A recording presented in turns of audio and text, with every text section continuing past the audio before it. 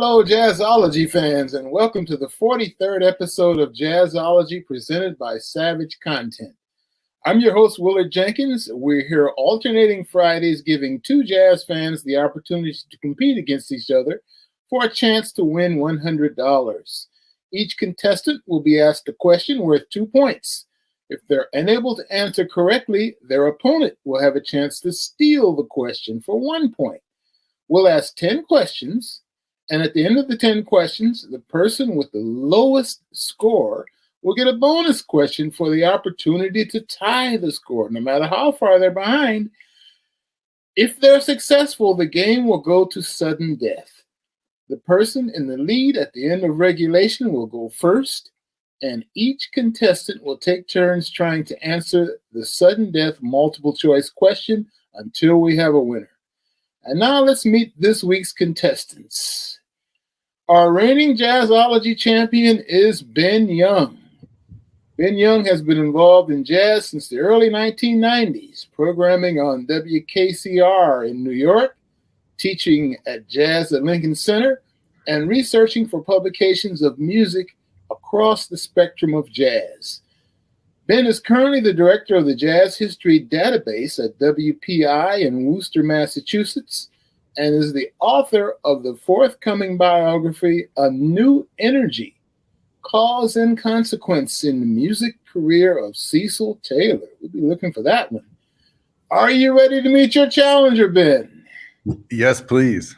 All right. Well, our challenger for this 43rd episode of Jazzology is Matthew Rivera. Matthew Rivera is a Brooklyn-based archivist, educator, writer, and radio host who specializes in early jazz. He runs a listening group for jazz on 78 RPM records. Oh, a 78 fan, huh? Called the Hot Club of New York, and is currently working with the Louis Armstrong House Museum Archives. So, Matthew, are you ready to play Jazzology? Yes, I am. All right, well, let's get to today's Jazzology questions. And our reigning champion, Ben, goes first. You ready, Ben? Yes. All right, Ben, who wrote the lyrics to the Bobby Timmons tune, Dat Dare? A tune that was famously played instrumentally by Art Blakey's Jazz Messengers and the Cannonball Adderley Band. Would that person who wrote the lyrics be A, Eddie Jefferson, B, John Hendricks, C, Oscar Brown Jr., D, King Pleasure, or E, Annie Ross? It's a catalog of heroes here. I'm pretty sure that D and E are not the author or the lyricist. I believe Hendricks would be the runner-up, but I think the correct answer is C, Oscar Brown Jr. Yes, indeed. It was indeed Oscar Brown Jr. who wrote the lyrics to Bobby Timmons' classic Dat Dare, and that particular rendition appeared on Oscar Brown Jr.'s great album, Sin and Soul, on the Columbia label. So, Matthew, you're up next. All right. Matthew, what jazz great had a famous radio program in Cincinnati, Ohio? Would that have been A, Elwood Evans, B, Woody Herman, C, Roland Kirk, D, Fats Waller, or E, Nancy Wilson? Well, I don't know anything about Fats Waller having a radio program, or Nancy Wilson. I do know Roland Kirk was from the Cincinnati, or was from Columbus, but did a lot in the Cincinnati area. So I guess I'm gonna go, but I don't know anything about him having a radio show. but because I know he's from Cincy, I guess I'll go with Roland Kirk. That is incorrect. And Ben Young has a chance to steal the point. We'll repeat the question, Ben. What jazz great had a famous radio program in Cincinnati, Ohio? Would that have been A, Elwood Evans, B, Woody Herman, C, Roland Kirk has been eliminated, D, Fats Waller, or E, Nancy Wilson? I think I know the answer, but the fact that we've already had one erroneous answer makes me wonder how famous it actually was. But it was Fats Waller, letter D, had the show in 31, I think. That is correct. That is correct. And you know, I guess the curveballs in there were Roland Kirk, Nancy Wilson, and someone y'all probably don't even know, Elwood Evans, because they're all Ohioans. And in fact, Elwood Evans was a wonderful piano player from Cincinnati. That's why I threw him in there. All right. So, Ben, your turn next. And Ben is up 3-0, Matthew. Time to catch up. But Ben, it's your turn. Ben, name the Washington, D.C. street where Duke Ellington grew up. Would that have been A, 16th Street, B, Pennsylvania Avenue, C, Ward Place, D, Alabama Avenue, or E, M Street? I love the idea that he could have been the president living on Pennsylvania Avenue. However, I don't believe that's the answer. I'm also worried, Willard, that I've traipsed through a bunch of what I thought were the different addresses that Ellington had in Washington. And I thought some of them were on T Street, which is not a choice, but the one I'm remembering was just around the corner from 16th Street. So I'm going to go with A, 16th Street. That's incorrect. And Matthew has a chance to steal the point. Matthew, name the Washington, D.C. street where Duke Ellington grew up. Would that have been A, 16th Street has been eliminated, B, Pennsylvania Avenue, C, Ward Place, D, Alabama Avenue, or E, M Street?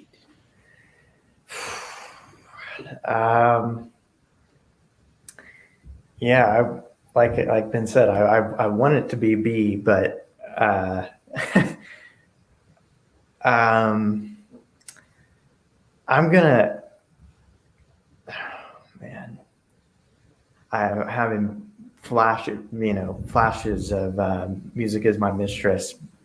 He says it, but I'm gonna go with D. Alabama Avenue? Yeah. That is incorrect as well. Duke Ellington grew up on Ward Place.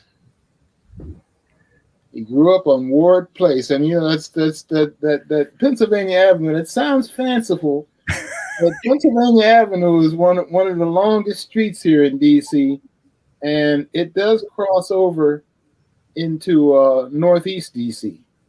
And so it is a residential street at certain points. It's not all about the White House, baby. Fair enough. Okay, Matthew, you're up next. Matthew, what famous woman jazz pianist was once married to a jazz trumpeter?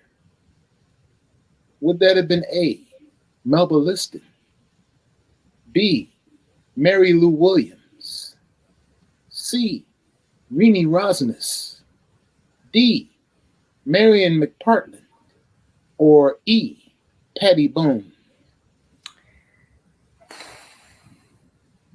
Well, I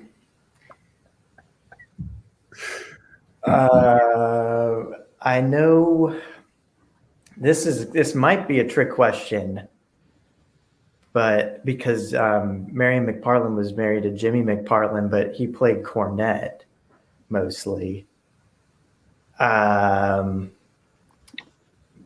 everyone else, the other people who I know were married to people were not married to trumpet players. So I'm going to go with D. Marion McPartland. That is correct. That is correct. And yes, Jimmy McPartland did specialize in the cornet, but he also played the trumpet as well. Right. Marion McPartland was married to Jimmy McPartland. So Ben, you scored that one. I mean, excuse me, Matthew, you scored that one. Ben is up next. Ben, from what big band did the nucleus of the modern jazz quartet evolve from? Would that have been A, the Dizzy Gillespie Big Band, B, the Duke Ellington Orchestra, C, the Count Basie Orchestra, D, the Woody Herman Thundering Herd, or E, the Earl Hines Orchestra? I wish there was more to discuss here, but pretty sure the answer is A, Dizzy Gillespie's Big Band.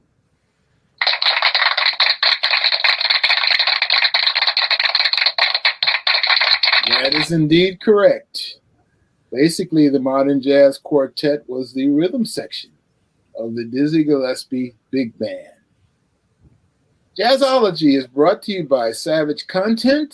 Savage Content is building music, art, and creative content for the soul, spirit, and empowerment.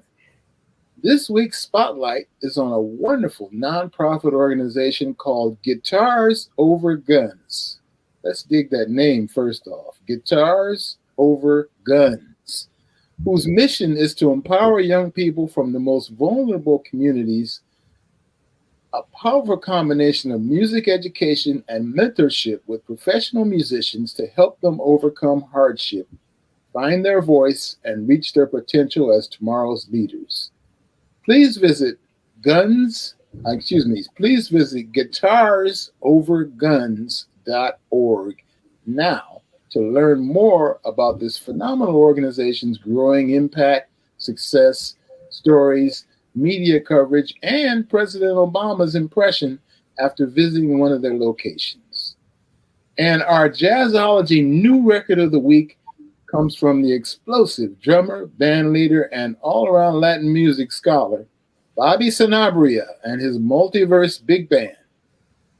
The album is titled Vox Humana, and among the album's vocalists is Manhattan Transfer's Janice Siegel. Bobby Sanabria, the Multiverse Big Band, Vox Humana. It's our Spotlight Record of the Week. And now it's time to ask our Jazzology contestants our favorite question. Matthew, how did you fall in love with jazz? How much time you got, I guess, my answer. But, well, for me, I fell in love with jazz because by trying to dig deeper as an early rock and roll fan, really. I loved Chuck Berry and Little Richard and Fats Domino, and I wanted to know where their music was coming from. And when I heard Louis Armstrong on Potato Head Blues, I think that was when you could say I fell in love with jazz. That was your epiphany. That was probably my epiphany, but there have been many epiphanies down the line. But Armstrong was really the one who touched me. Yeah, it's interesting to hear you cite that particular piece, Potato Head Blues, because when I was teaching jazz history, that was one of the key pieces that I used to illustrate Louis Armstrong's greatness. So I'm glad to hear someone else appreciates that piece. That's the greatest. Ben, you've already answered that question previously, but tell us, Ben, what is it about jazz that keeps you excited and stimulated? Oh boy. Well, the answer's got to be the sound of it. The obvious part of that is that there's always a surprise. Maybe it's that because of the multiplicity of layers in several people working together at once, there's always something new to hear, even if you're going back to the Potato Head Blues for the 74th time. You'll listen differently to how the other instruments play who aren't soloing. So I'm in for that. How about complexity? So you go back to the old Whitney Balliet adage, the sound of surprise. Well, I think that's it. Yeah, that's part of it. The jazz will always surprise us, and we surprise ourselves in what we're listening to. All right. Well, let's go back to our questions, and Matthew is up next.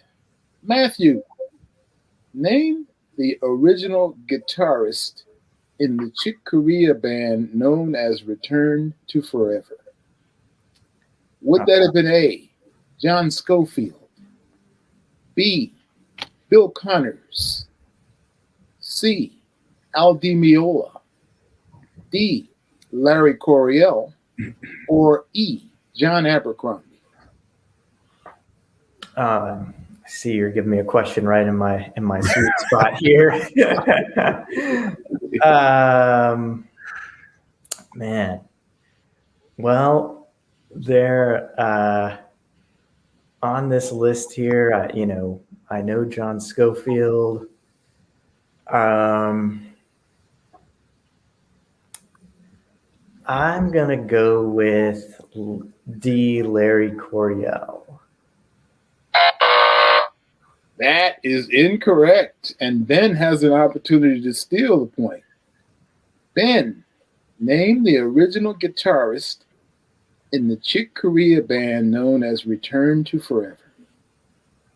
Was that A, John Scofield, B, Bill Connors, C, Al Di Meola, D, Larry Coryell has been eliminated, or E, John Abercrombie? I'm afraid I'm a little bit uncertain about this one too, but I'll benefit from the fact that Fat Cat went first with letter D. I think that Di Meola and Scofield, Di Meola is much later in Chick Corea's world. Scofield is later in general. And I don't believe it's Bill Connors. So if it's not Coryell, I'll say E, John Abercrombie. That answer is incorrect as well. Woo! Because Bill Connors was the original guitar player in Chick Corea's Return to Forever. He made the first record with a guitar player, I should say, because the band originally started out with Joe Farrell on saxophones and flutes and Airto and Flora. And then it went electric, and Bill Connors was the first guitar player in the band. All right, Ben, you're up next. Ben, name trombonist Robin Eubanks, guitarist Kevin Eubanks, and trumpeter Dwayne Eubanks. Name their famous jazz piano playing uncle. Was it A, David Eubanks, B, Ray Bryant, C, Sid Simmons, D, Bobby Timmons, or E, Kenny Barron? Kind of a Hall of Fame of Philadelphia piano players, right?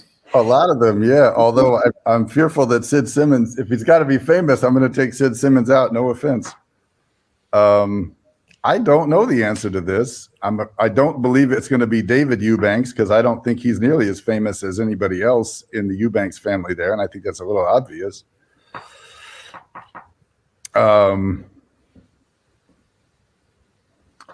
I think I know the least about Bobby Timmons' family, so I'm going to hazard a guess that it's D, Timmons. That's incorrect, and Matthew has an opportunity to steal the point.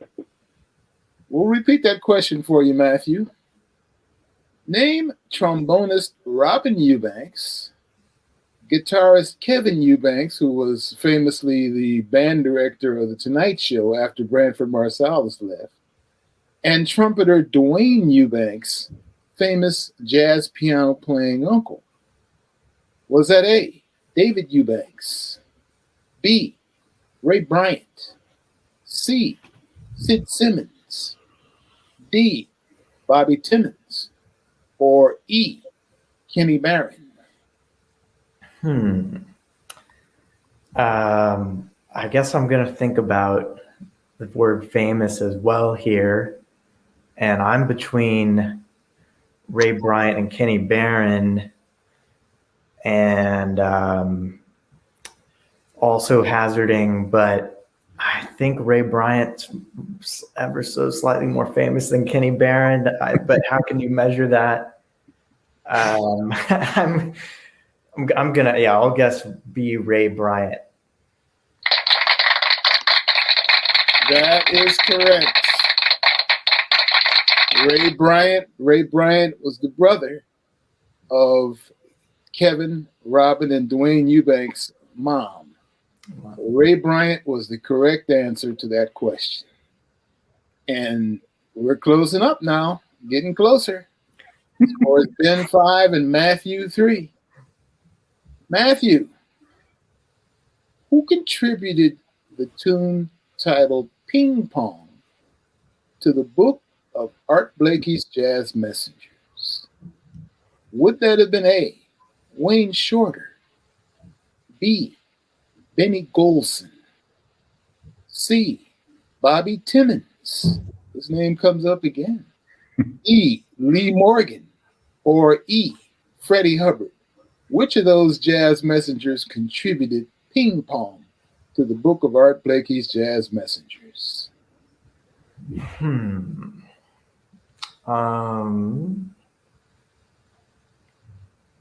This is one.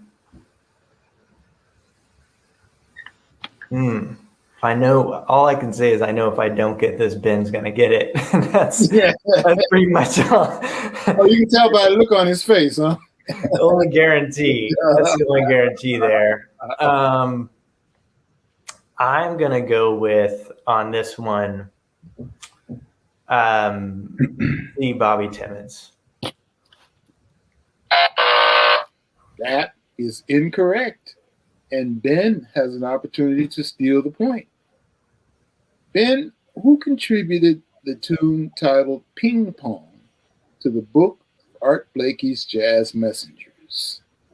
Was that A, Wayne Shorter, B, Benny Golson, Bobby Timmons has been eliminated, D, Lee Morgan, or E, Freddie Hubbard? I'll be embarrassed if I get this wrong, but I believe it's Wayne Shorter, A. And that is correct. It is indeed Wayne Shorter who wrote that piece, Ping Pong, as he did so many pieces during his time in the Messengers.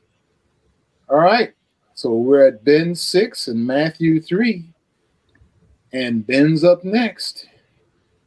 Ben, what current jazz vocalist sang the Monkees song titled Last Train to Clarksville?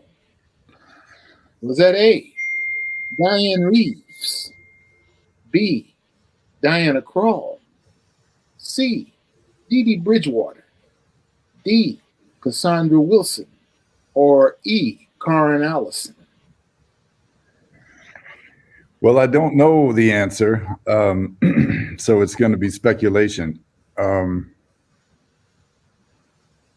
I don't suppose it's Diana Krall. I think that I just heard Cassandra Wilson doing a thing this morning from pop and soul literature of the 60s, and I think it's up her alley to do that. So I'm going to go with D, Cassandra Wilson. That is absolutely correct. Cassandra Wilson did indeed sing the Monkees' Last Train to Clarksville. I guess immortalizing them, I guess. Okay, Matthew, you're up next. Matthew, name the original drummer in the modern jazz quartet, also known as the MJQ. Was the original drummer in the MJQ A, Kenny Clark, B, Art Blakey, C, Max Roach, D, Philly Joe Jones, or E, Roy Haynes? I do know this one. Uh-oh. I'm Watch out. quite. But I will say I was listening to a great early record Sonny Rollins made with Milt Jackson and had Art Blakey on it. But I know that we were talking about the Dizzy Gillespie band earlier. Kenny Clark was in that band and was the original drummer in the MJQ. So I'm going A, Kenny Clark. That is correct. Kenny Clark was the original drummer of the Modern Jazz Quartet, though Connie Kay spent the bulk of that history as the drummer with the Modern Jazz Quartet. So, Matthew, you have an opportunity now to tie the score with our bonus question. Are you ready for the bonus question? Hail Mary, yes. All right, Matthew. What saxophonist wrote the tune DC Farewell? Was that A, Benny Golson, B, Richie Cole, C, Wayne Shorter, D, Sonny Rollins, or E, Stan Getz? I'll be honest. I'm going to have to think this one through. I know. Thinking which of these people was from DC. I'm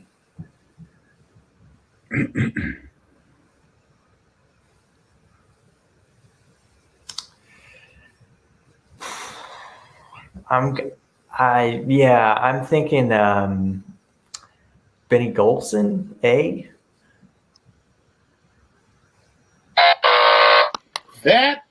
That was not a bad answer, actually, although it was the incorrect answer. It was not a bad answer because Benny Golson went to Howard University. And Benny Golson tells a story of how he had to sneak around. This is back in the days when classical music was sacrosanct with music educators. And Benny talks about how he had to sneak around U Street and whatnot to play jazz. But the person who wrote that piece was B, Richie Cole. And he wrote that piece because he had a very fertile period of playing at a late DC jazz club called the One Step Down. And he wrote that piece in inspiration of that. So we have a continuing champion. Ben Young wins once again. Congratulations to Ben Young on winning our 43rd episode of Jazzology. We encourage each and every one of you to try your hand and play Jazzology. And if anyone watching would like to become a contestant on Jazzology, simply click the link and simply fill out the form. You must be 18 years old or older, and be sure to follow us on social media at Jazzology Trivia Show to get all the latest news and updates.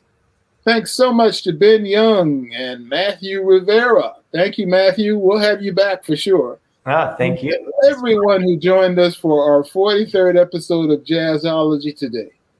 Remember, you can check out Jazzology every other Friday at 2:30 p.m. Eastern Standard Time.